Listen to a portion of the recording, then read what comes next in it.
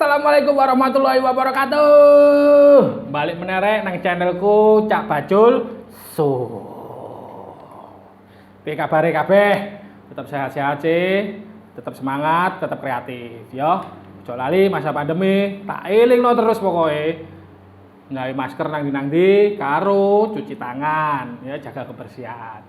Oke. Terus ojo lali ku rek, nyot tombol subscribe ya. Like, komen, saakake di-share nang koncone kabeh. Oke?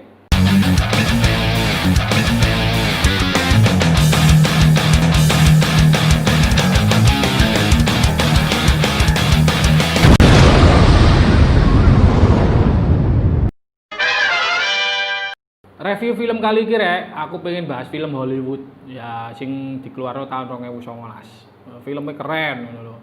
Rada ana intrik-intrike ngono. Action tapi gak terlalu dor-doran. The Gentleman, cara ngono apa ya? Yes, laki-laki yang gentle kan. Iki diproduksi tahun 2019. Ngono. Genre ini action komedi. Ya, berarti kan ya action tapi ono komedine titik-titik ngono lho. Disutradarai oleh Guy Ritchie ngono lho. Aku tahu krungu Guy Ritchie tapi lali aku film apa sing tau digarap ya. Mbok golekno dhewe rek ngono lho. Terus aktore Matthew McConaughey. Wilat-wilat Jawa dadi rada angel. Charlie Hunnam, Henry Golding, Michelle Dockery, Jeremy Strong, Colin Farrell, Hugh Grant. Nah, ono beberapa nama sing awakmu mungkin loh, itu kan pemain terkenal. Ya kayak Matthew McConaughey iku terkenal. Colin Farrell awakmu tahu delok film Daredevil sing Ben Affleck. Colin Farrell iku dadi headshot ya sing ana tanda lingkarane iki. Terus Hugh Grant iku pemain film drama apa iku lek gak salah karo lali aku judulnya. Tapi iku drama sing terkenal kok elingku. Nah, iku. Terus budget yang dikeluarkan untuk film iki ya kan iku mek 22 juta US dollar. Tapi box office penghasilan yang didapatkan dari film ini pemasukan iku 115 juta US dollar. Keren. Untung banyak itu. Dari segi rating IMDb The Gentleman mencapai 7,9. Rotten Tomatoes 75%, Metacritic 7,5. Jadi di angka rata-rata 7. Kemudian film iki alure engko tak bahas, keren kok. Ya enten ono ae. The Gentleman iki rek, iku lek dari garis besar iku sebenarnya ceritane iku playback. Dadi kaya mamane ana wong ngobrol ngene terus diceritakno ngono lho Mas. Nah, kaya ngono. Poin aktore sing menceritakan iku Hugh Grant sing dadi Fletcher, iku seorang wartawan, ya kan? Terus kemudian adalah Charlie Hunnam sing dadi jenenge Raymond Smith. Nah, Raymond Smith iki adalah tangan kanane dari Matthew McConaughey yang memerankan Michael Pearson. Michael Pearson iku bos geng, ya kan? DE adalah petani genjes, cimeng, ya kan? Jadi tapi sangat profesional. Dalam artian sangat profesional iku pertanian ganjane iku gak di nanggone njaba nanggone apa? Kebonan ngono gak ngono lho.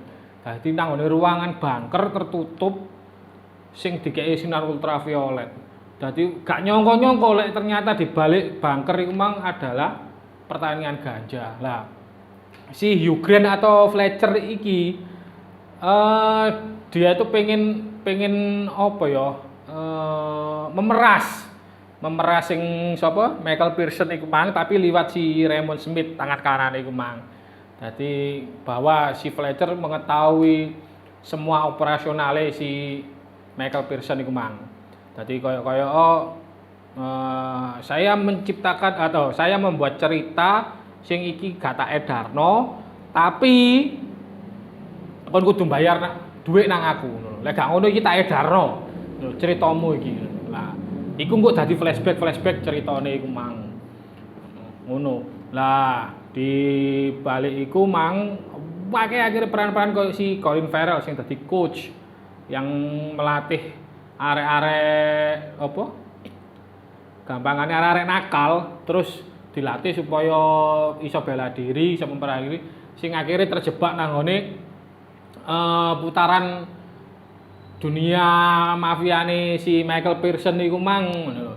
Termasuk si Charlie Hunnam iku mang akhirnya kok harus membunuh seseorang ngono.